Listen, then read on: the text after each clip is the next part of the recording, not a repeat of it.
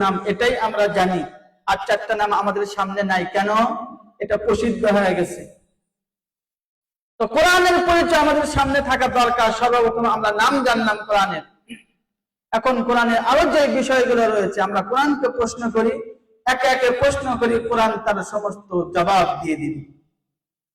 আপনি যদি কোরআনকে প্রশ্ন করেন, ও কোরআন তোমার বাড়ি কোথায়, তুমি এতদিন কোথায় ছিলে, সাথে সাথে এই প্রশ্নের জবাব কোরআন দিয়ে দিবে। বাল হুয়া কুরআনুন মাজিদুন ফি লাওহিন মাহফুজ। আমার নাম হলো কোরআন, আমার বাড়ি হলো লাওহে মাহফুজে, আমি সেখান থেকে দুনিয়াতে এসেছি। কোরআনকে আপনি প্রশ্ন করলেন, ও কোরআন তোমাকে দুনিয়াতে কে পাঠাইছে? তুমি বললে আমি এসেছি, বললে কি হবে? কে তোমাকে দুনিয়াতে পাঠাইছে? এ কথা বলার সাথে সাথে কোরআন জবাব দেয়, তানজিলাম মিম্মান খালাকাল আরদা ওয়াস সামাওয়াতিল উলা।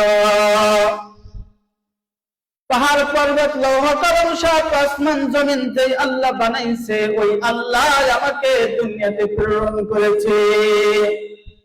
তাহলে তুমি দুনিয়াতে কার কাছে এসেছো? কোন ব্যক্তির উপর তুমি নাজিল হয়েছো? এই প্রশ্ন যখন কোরআনকে বলবেন, সাথে সাথে কোরআন জবাব দেয়া দেয়, আমি এই দুনিয়াতে মুহাম্মদ সাল্লাল্লাহু আলাইহি ওয়াসাল্লামের উপর নাজিল হয়েছি।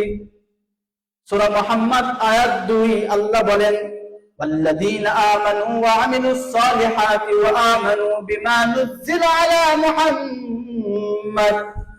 যারা ঈমান আনবে এবং নেক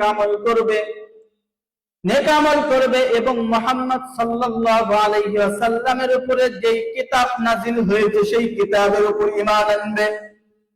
এই আয়াতের ভিতর কোরআন জবাব দিয়ে দিল, মুহাম্মদ সাল্লাল্লাহু আলাইহি ওয়াসাল্লামের উপরে নাজিল হয়েছে।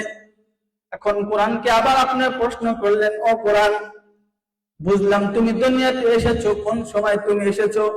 জানুয়ারি মাসে, না ফেব্রুয়ারি মাস, না মাঘ মাস, না ফাল্গুন মাস, কোন মাসে তুমি দুনিয়াতে এসেছো? কোরআনকে যখন আপনি প্রশ্ন করবেন, কোরআন বলে আমি বাংলা বুঝি না, ইংরেজি বুঝি না, আমি হলাম আরবি, তুমি আমাকে আরবিতে প্রশ্ন করো, তোমার জবাব আমি আরবিতে দেব। তাহলে আচ্ছা ঠিক আছে কোরআন, তুমি আরবিতে জবাব দাও, যেহেতু তোমার ভাষা আরবি। সাথে সাথে কোরআন বলে দেয়, শাহরু রমাদান আল্লাযী উনজিলা ফীহিল কুরআন। আমি কোরআন রমজান মাসে নাযিল হয়েছি। তাহলে রমজান মাস এটা কি বাংলা মাস, ইংরেজি, আরবি মাস? কোরআন যেহেতু আরবি, বললাম আমি আরবিতে জবাব দিই, সেটা হলো রমজান। শাহরু রমাদান আল্লাযী উনজিলা ফীহিল কুরআন। এই পবিত্র মাহে রমজানে, আসন্ন যে মাহে রমজান, এই মাহে রমজানে কোরআন নাযিল হয়েছে। এবার আপনি কোরআনকে প্রশ্ন করলেন, ও কোরআন এটাও বুঝলাম তুমি মাহে রমজানে এসেছো, আচ্ছা ভালো কথা, এখন তুমি রাত্রে এসেছো নাকি দিনে তুমি এসেছো? কোন সময় তুমি দুনিয়াতে এসেছো?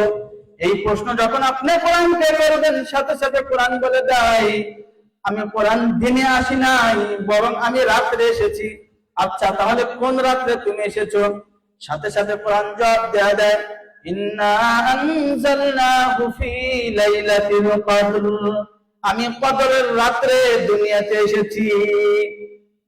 এখন যদি আপনি আবার কোরআনকে প্রশ্ন করেন, ও কোরআন বুঝলাম তুমি লাইলাতুল কদরের রাত্রিতে তুমি দুনিয়াতে এসেছো, এখন তুমি যে দুনিয়াতে এসেছো, কেন এসেছো তুমি, তোমার উদ্দেশ্যটা কি? সাথে সাথে কোরআন জবাব দেয়া দেয়, হুদাল লিন্নাস। তামাম পৃথিবীর সমস্ত মানব জাতির হিদায়াতের জন্য আমি কোরআন দুনিয়াতে এসেছি। আবার আপনি কোরআনকে প্রশ্ন করলেন, ও কোরআন যেহেতু তুমি তামাম পৃথিবীর সমস্ত মানব জাতির হিদায়াতের জন্য এসেছো, তাহলে বলো তো দেখি তোমার ভিতর কি মানুষের জন্ম থেকে নিয়ে মৃত্যু পর্যন্ত যত যা কিছু দরকার সব কি তোমার ভিতর আছে? কোরআন বলে, হ্যাঁ অবশ্যই আমার ভিতর সব কিছু আছে। মানুষ তার জন্ম থেকে শুরু করে মৃত্যু পর্যন্ত চলতে গেলে যত সমস্যার সম্মুখীন হবে, ওই সমস্ত সমস্যার সমাধান আমি কোরআনের ভিতরে আছে। কোরআন বলে, ওয়ানাজ্জালনা আলাইকাল কিতাবা তিবয়ানান লিকুল্লি শাই। আল্লাহ তাআলা বলেন আমি কোরআনের ভিতরে প্রতিটি বিষয়ে প্রতিটি জিনিসের বিশদভাবে বিস্তারিত আলোচনা আমি কোরআনের ভিতরে রেখে দিয়েছি। মানুষের জন্ম থেকে নিয়ে মৃত্যু পর্যন্ত যত সমাধান হতে পারে সব কোরআনের ভিতরে আছে। তারপরে কোরআন আরো বলে মা ফাররাতনা ফিল কিতাবি মিন কুল্লি শাই, এমন কোন জিনিস নাই খুঁটিনাটি যে বিষয়টা আমার থেকে বাদ করেছে এমন কোন জিনিস নাই, প্রতিটি বিষয় আমি কোরআনের ভিতরে রয়েছে। তারপর যদি আপনি কোরআনকে আবার প্রশ্ন করেন আচ্ছা মানলাম সবকিছু তোমার ভিতরে আছে, এখন যদি তোমাকে মানি তাহলে আমার লাভটা কি? কি লাভ হবে তোমাকে মানলে? সাথে সাথে কোরআন বলে ফামান তাবিআ মিন্নি হুদায়া ফালা খাউফুন আলাইহিম ওয়ালা হুম ইয়াহজানুন। যে ব্যক্তি আমি কোরআনের অনুসরণ করবে ওই ব্যক্তির কোনো ভয় নাই, কোনো চিন্তা নাই। কিসের ভয় নাই? ওই 16 বছর যে কারাদণ্ড যারা ছিল, বিস্ফোরণ মামলায় 16 বছর যারা বিনা দোষে যারা রিমান্ডের ভিতরে ছিল, গুমের যারা শিকার হয়েছে, খুনের যারা শিকার হয়েছে, ওই ব্যক্তিদের কি নাই? কোনো ভয় নাই। যদি জান চলে যায় কার জন্য যাবে? কোরআনের জন্য যাবে। কারণ কোরআন যে ব্যক্তি মানবে ওই ব্যক্তির কোনো ভয় নাই, কোনো টেনশন নাই, কোনো চিন্তা নাই। এই কথাই কোরআন জানা যায় ফালা খাউফুন আলাইহিম ওয়ালা হুম ইয়াহজানুন। কোনো চিন্তা নাই, কোনো টেনশন নাই, কোনো পেরেশানি নাই যদি আমি কোরআনকে মানে। তারপরও আজকে আমাদের দুনিয়াতে দেখা যাচ্ছে শুধু ক্ষমতার পরিবর্তনের কারণে আজকে কিন্তু অনেকে এই কথা বলে ফেলছে কোরআন হলো ভাওতাবাজি। কথা বলেন ঠিক কিনা? বলছে না অনেকে কোরআনের সাথে রাজনীতির সম্পর্ক নাই। খবরটাকে আমি শুনেছি নাকি আপনারা শুনেছেন? এই কথা বলেছে না? কোরআন হলো সকাল বিকাল তসবিহ পড়ার নেয়। সকালবেলা যেমন 3 তসবিহ আদায় করতে হয়, বিকালে যেমন 3 তসবিহ আদায় করতে হয়, মাসনুন দোয়াগুলো পড়তে হয়, কোরআন হলো মাসনুন দোয়া, 3 তসবিহ আদায়ের নেয়। এই কথা বলেছে না? তাহলে যারা এই কথা বললো, কোরআন বলে মানুষের জন্ম থেকে শুরু করে মৃত্যু পর্যন্ত যত সমাধান সব আমি কোরআনের ভিতরে আছি, তাহলে যারা এই কথা বলে তাদের কথা ঠিক নেবে ঠিক? তাহলে এই কথা যারা বলছে তাদের ঈমান আছে? কোরআনকে যারা অস্বীকার করে তাদের ঈমান থাকতে পারে? কোরআনকে অস্বীকার করা যাবে না। সূরা মায়েদা আয়াত 44 নম্বর আয়াতের ভিতরে আল্লাহ তাআলা বলেন ওয়ামান লাম ইয়াহকুম বিমা আনজালাল্লাহ ফাউলাইকা হুমুল কাফিরুন। ওই ব্যক্তি যে ব্যক্তি কোরআনের ফয়সালা মানে না, কোরআন অনুযায়ী যারা সিদ্ধান্ত নেয় না, কোরআন দিয়ে ফয়সালা করে না, আল্লাহ বলেন ওই সমস্ত ব্যক্তি তারা কাফেরদের অন্তর্ভুক্ত হয়ে যায়। যারা কোরআনের কথা মানে না, কোরআনকে অস্বীকার করে, তারা মুসলমান থাকে না বরং কাফের হয়ে যায়। সূরা মায়েদা আয়াত 45 নম্বর আয়াতে আল্লাহ তাআলা বলেন ওয়া কাতাবনা আলাইহিম ফিহা আন্নান নাফসা বিন-নাফসি ওয়াল আইনা বিল-আইনি ওয়াল আনফা বিল-আনফি ওয়াল উযনা বিল-উযনি ওয়াস-সিন্না বিস-সিন্নি ওয়াল জুরুহা কিসাস। আল্লাহ তাআলা বলেন আমি কোরআনের ভিতরে লিখে দিয়েছি কাতাবনা আলাইহিম ফিহা আন্নান নাফসা বিন-নাফসি, একজন যদি আমি কাউকে হত্যা করি তাহলে এর বিনিময়ে সেও আমাকে হত্যা করবে। ওয়াল আইনা বিল আইনি, যদি আমি কারো চক্ষু উঠায় দেই এর বিনিময়ে সেও আমাকে চক্ষু উঠায় দিবে। ওয়াল আনফা বিল আনফি, যদি আমি কারো নাককে উঠায় দেই, এক ঘুষি মেরে নাক উঠায় দিয়েছি, ওই ব্যক্তিও আমার নাকটা ঘুষি মেরে উঠায় দিবে। ওয়াল উযনা বিল উযনি ওয়াস সিন্না বিস সিন্নি, যদি কোনো ব্যক্তির কোনো কান আমি কেটে দেই বা কানকে আমি উঠায় দেই, ওই ব্যক্তিও আমার কানকে উঠায় দিবে। ওয়াল উযনা বিল উযনি ওয়াস সিন্না বিস সিন্নি, যদি আমি কোনো ব্যক্তির দাঁত ফালায় দেই ওই ব্যক্তিও আমার দাঁত ফালায় দিবে। আল্লাহ বলেন এই বিধান আমি কোরআনে দিয়েছি। কেন দিয়েছি? আল্লাহ বলেন ওয়ালাকুম ফিল কিসাসি হায়াত, আমি যখন তার দাঁত যখন ফালায় দিয়েছি ওই ব্যক্তিও যখন আমার দাঁত ফালায় দিবে, এই ভয় আমার ভিতরে আছে। যখন এই ভয়টা আমার ভিতরে আসবে, আল্লাহ বলেন ওয়ালাকুম ফিল কিসাসি হায়াত, এই প্রতিদানের ভিতরেই তোমাদের জীবন লুকায়িত। কারণ আমি যদি তাকে হত্যা করি, তার জানে ভয় আছে সেও আমাকে হত্যা করবে। এই ভয়ে গুম খুন, একজন আরেকজনের উপরে বিনা দোষে গুলি চালানো সব বন্ধ হয়ে যাবে। কারণ কোরআনের বিধান যদি আমি তাকে চোখ উঠায় দেয়, দাঁত ফেলায় দেয়, আর বিনিময় সেও আমাকে এই কাজ করবে। এই বিধান বাস্তবায়ন যদি না হয়, আজকে তার বিরুদ্ধে মামলা দিয়ে জেলখানায় ঢুকায় দিবেন 6 মাস পর আবার জামিন। কিন্তু যদি কোরআনের আইন বাস্তবায়ন হয়, তাহলে ওই সময় আমার দেশে দাঁত ফেলায় দিছে, চোখ উঠায় দিছে, আর বিনিময়ে তাকে উঠায় দেওয়া হবে। এরপরে আল্লাহ তাআলা বলেন ওয়ামান লাম ইয়াহকুম বিমা আনজালাল্লাহ ফাউলাইকা হুমুজ জালিমুন। যে ব্যক্তি আল্লাহর ফয়সালা অনুযায়ী, আল্লাহর যে বিধান তথা কোরআন অনুযায়ী যে ব্যক্তি সিদ্ধান্ত গ্রহণ করে না, ওই ব্যক্তি হলো জালেম। ওই ব্যক্তি কি? ওই ব্যক্তি হলো জালেম, যারা কোরআন অনুযায়ী ফয়সালা করে না।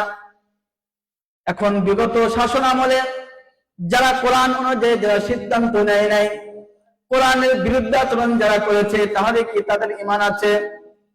তাদের ঈমান চলে গেছে। এখন কি করতে হবে? তাদের জন্য কি তওবার রাস্তা নাই? অবশ্যই তাদের জন্য তওবার রাস্তা আছে। সূরা জুমার আয়াত নম্বর 53 এবং 54 নম্বর আয়াত আল্লাহ ঘোষণা দিয়ে দেয় قل يا عبادي الذين أسرفوا على أنفسهم لا تقنطوا من رحمة الله। হে বান্দারা, তোমরা যারা অপরাধ করেছো, নিজেদের নফসের উপরে জুলুম করেছো, লা তাকনাতু মির রাহমাতিল্লাহ, আমি আল্লাহর রহমত থেকে নিরাশ হয়ে না। তারপরে আয়াতে আল্লাহ বলেন ওয়া আনিবু ইলা রাব্বিকুম, তোমরা তোমাদের রবের দিকে আত্মসমর্পণ করো, ধাবিত হও। মিন ক্বাবলি আইয়াতিয়াকুমুল আযাব, তোমাদের কাছে ওই শাস্তি, যে কঠিন আযাব, ওই আযাব আসার পূর্বেই। কারণ ওই আযাব যদি চলে আসে, পৃথিবীর কোন শক্তি, কোন পাওয়ারফুল রাষ্ট্র তোমাকে সাহায্য করতে পারবে না। সুম্মা লা তুনসারুন, কেউ তোমাকে সাহায্য করতে পারবে না। যদি চলে আসে তোমার সামনে সে আযাব, কেউ সাহায্য করতে পারবে না। এই কারণে আল্লাহর কাছে তওবার দরজা এখনো খোলা আছে। মুসলিম শরীফের 6902 নম্বর হাদিস, এই হাদিসের বর্ণনাকারী হলেন আবু সাঈদ আল খুদরি রাদিয়াল্লাহু তাআলা আনহু। কে? আবু সাঈদ আল খুদরি রাদিয়াল্লাহু তাআলা আনহুর বর্ণনা তিনি বলেন আন-নবী সাঈদ আল খুদরি রাদিয়াল্লাহু তাআলা আনহু আন্না রাজুলান কাতালা 99 নাফসান, একজন ব্যক্তি সে 99 জন ব্যক্তিকে হত্যা করেছে। কতজন? 99 জন ব্যক্তিকে হত্যা করেছে। ফাআতার রাহিব, 99 জন ব্যক্তিকে হত্যা করার পরে এই ব্যক্তির ভিতরে অনুশোচনা এসেছে, এখন আমাকে তওবা করতে হবে। তো তওবা করার জন্য একজন রাহিব, একজন আবেদের কাছে এসেছে। আবেদকে প্রশ্ন করছে, ও আবেদ, আমার জন্য কি তওবার কোনো পথ খোলা আছে? এই প্রশ্ন করার সাথে সাথে ওই আবেদ তাকে বলে, না না, তোমার জন্য তওবার কোনো পথ খোলা নাই। তুমি 99 জন ব্যক্তিকে হত্যা করেছো, এরপরেও তুমি বলতেছো আমার জন্য তওবার কোনো পথ খোলা আছে কিনা। এই কথা শোনা মাত্রই ওই ব্যক্তি যখন শুনছে আমার জন্য কোনো তওবা নাই, সাথে সাথে ওই আবেদকেও কতল করে দিয়েছে। কত হলো? 100। ফাতার রাহিব থুম্মা জাআলা ইয়াসআলু, তারপর আবার মানুষের কাছে প্রশ্ন করতেছে, মানুষের কাছে বলে বলে বেড়াচ্ছে আমার জন্য তওবার কোনো পথ খোলা আছে কিনা। থুম্মা জাআলা ইয়াসআলু থুম্মা খারাজা মিন ক্বরিয়াতিন ইলা ক্বরিয়াতিন, এইভাবে প্রশ্ন করতে করতে একজন আলেমের কাছে গিয়েছে। যাওয়ার পরে আলেম তাকে বলছে, হ্যাঁ, তোমার জন্য তওবার পথ খোলা আছে। তোমার তওবার ক্ষেত্রে আল্লাহ তোমার গুনাহ এবং তওবার ক্ষেত্রে কোনো ব্যবধান নাই, বরং তুমি তওবা করার সাথে সাথে আল্লাহ তোমার তওবা কবুল করে নেবে। এ কথা বলা মাত্রই ওই ব্যক্তিকে প্রশ্ন করলো আলেম যে তাহলে এখন আমি কি করতে পারি? ওই আলেম তাকে বলে দেয় তুমি এখন এই যেহেতু একটা খারাপ এলাকা, এই এলাকায় তুমি এতজন ব্যক্তিকে হত্যা করেছো, তাহলে তুমি এই এলাকা থেকে চলে অন্য এলাকায় যাও, যে এলাকার ভিতরে আলেম আছে, ভালো মানুষ আছে, ওই এলাকায় তুমি আমল করতে করতে তাদের সাথে থাকতে থাকতে দেখবে তোমার ভিতরে একটা পরিবর্তন আসবে, তোমার ভিতরে অনুশোচনা আসবে, তাহলে তুমি এই এলাকা ছেড়ে অন্য এলাকায় চলে যাও। فخرج من قرية إلى قرية فيها قوم صالحون। তারপর সে ওই এলাকা থেকে অন্য এলাকার দিকে সে যায়, যাওয়ার পর অল্প কিছু পথ সে অতিক্রম করে, যাওয়ার পরে মাঝ পথে তার ইন্তেকাল হয়ে যায়। ফাআদরাকাহুল মাউত, আজরাইল আলাইহিস সালাতু ওয়াস সালাম চলে আসার পর ফানা বিসাদরিহি, সে তার বুকের উপরে ভর করে আরো 1 বিঘা সামনের দিকে অগ্রসর হয়। সুম্মা মাতা, তারপরে ইন্তেকাল হয়ে যায়। ফাখতাসামাত ফীহি মালাইকাতুর রাহমাতি ওয়া মালাইকাতুল আযাব। যখন ওই মাঝপথে তার ইন্তেকাল হয়ে যায়, ইন্তেকাল হয়ে যাওয়ার সাথে সাথে আযাবের ফেরেশতারা বলে না না, এই ব্যক্তি হলো জাহান্নামী, তাকে আমাদেরকে জাহান্নামে নিয়ে যাওয়ার জন্য ব্যবস্থা করে দাও। জান্নাতের ফেরেশতারা বলে না না, এই ব্যক্তি হলো জান্নাতি। কেন জান্নাতি? সে ওই খারাপ এলাকা থেকে বের হয়ে ভালো এলাকার দিকে সে যাচ্ছিল, কাজে তুমি আমাকে ব্যবস্থা করে দাও, আমরা তাকে জান্নাতে নিয়ে যাব। তো উভয় ফেরেশতারা তারা পরস্পর তর্ক শুরু করে দিল। ফাখতাসামাত ফীহি মালাইকাতুর রাহমাতি ওয়া মালাইকাতুল আযাব ফাকানা ইলাল ক্বরিয়াতিস সালিহাতি আকরাবা মিনহা বিশিবরিন। এখন উভয় ফেরেশতারা যখন পরস্পর তর্ক শুরু করে দিল, এখন ফয়সালা করলো তাহলে ঠিক আছে, তোমরা চাচ্ছ তাকে জান্নাতে নিয়ে যাওয়ার জন্য, আমরা চাচ্ছি তাকে জাহান্নামে নিয়ে যাওয়ার জন্য, তাহলে অবশ্যই একটা সমাধান দরকার। তাহলে সমাধানটা কি হতে পারে?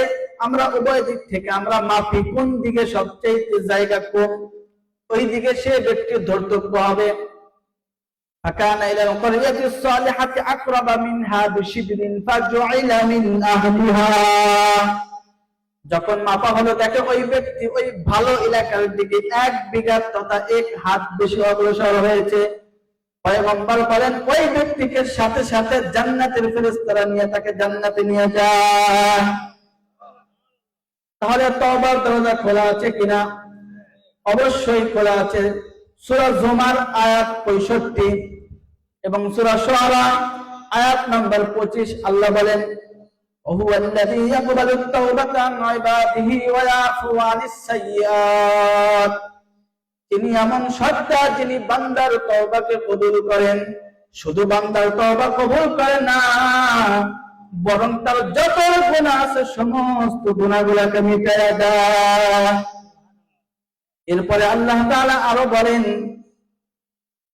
সূরা বাকারা আয়াত 222 আল্লাহ বলেন ইন্নাল্লাহা ইউহিব্বুত তাওয়াবিন ওয়া ইউহিব্বুল মুতাতাহহিরিন। নিশ্চয় আল্লাহ তাআলা কি করেন? ইউহিব্বুত তাওয়াবিন, যারা তওবাকারী তাদেরকে ভালোবাসে। শুধু তাদেরকেই ভালোবাসে না, বরং যারা পূত পবিত্রতার জিন্দেগি যারা অবলম্বন করে তাদেরকেও ভালোবাসে।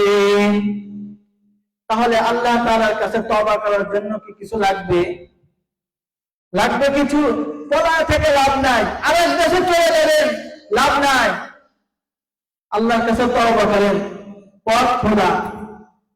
বাইরের রাস্তা থেকে হুমকি দিয়ে লাভ হবে? কোনো লাভ নাই। তওবার দরজা খোলা। এখন আমাদের প্রশ্ন আসে, কত মানুষ তো কি করেছে? কত সন্তানকে বাবা হারা করেছে, কত বাবাকে সন্তান হারা করেছে, কত স্ত্রীকে বিধবা করেছে, কত স্বামীকে স্ত্রী হারা করেছে, কত শিশু বাচ্চাকে দুনিয়া থেকে নিস্তেনাবুদ করে দিয়েছে। এক অপরাধ বিনা দোষে তাদেরকে 16 বছর তাদেরকে জেলখানায় আবদ্ধ করে রেখেছে। ভুল করেছে, আয়নাঘর তৈরি করেছে, এরকম জঘন্যতম অপরাধ তারা করেছে, যেটা মানুষের সাথে জুলুম করেছে। আল্লাহকে এটা ক্ষমা করবে? আল্লাহ এটা ক্ষমা করবে? এর জন্য কি করতে হবে?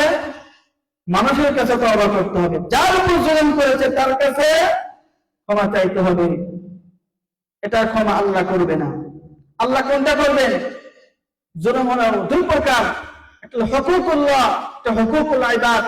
আপনি নামাজ পড়েন নাই, যাকাত দেন নাই, রোজা রাখেন নাই, এটা আল্লাহ মাফ করে দিবে, কারণ এটা আল্লাহর হক। আপনার একজনের সন্তানকে মেরে ফেলছেন, আরেকজনের সন্তানকে আপনি 15 বছর ধরে রেখেছেন, গুলি চালাইছেন আরেকজনের সন্তানের উপরে, এটাকে আল্লাহ ক্ষমা করবে? এটা আল্লাহ ক্ষমা করবে না।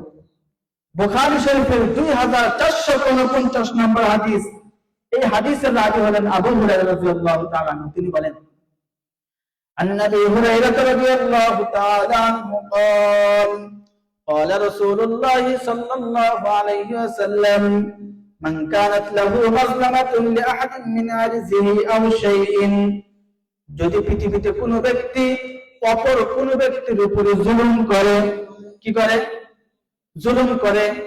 মান কানাত লাহু মাজলামাতুন লিআহাদিন মিন আরজিহি আও শাইইন, অথবা অপর কোনো ব্যক্তির সম্মানকে নষ্ট করে ফেলছে, পয়গম্বর বলেন ফাল্লাতাহাল্লালহু মিনহুল ইয়াউম, তাহলে ওই ব্যক্তি যাতে আজকেই তার কাছে গিয়ে ক্ষমা চায়।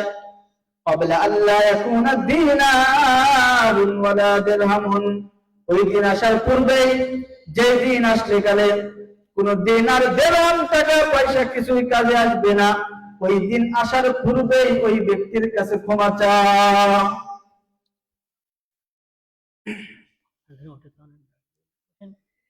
তাহলে যে ব্যক্তি অপর ব্যক্তির উপর জুলুম করেছে, পয়গম্বর বলেন ওই ব্যক্তির কাছে তুমি আজকেই ক্ষমা চাও।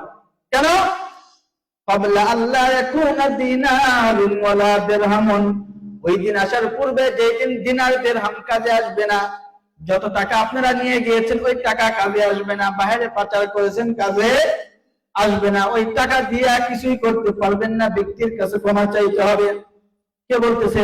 পয়গম্বর সাল্লাল্লাহু আলাইহি ওয়াসাল্লাম। বুখারী শরীফের 2449 নম্বর হাদিস, ক্বাবলা আল্লা ইয়াকুনা দিনারুন ওয়ালা দিরহামুন, কোন দিনার দিরহাম দিন কাজে আসবে না।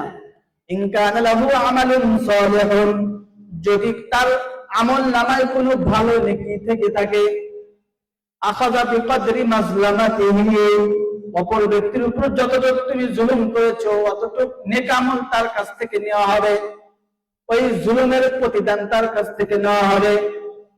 যতটুকু সে জুলুম করেছে, এক পর্যায়ে জুলুমের প্রতিদান দিতে দিতে তার সমস্ত নেক আমল শেষ হয়ে যাবে।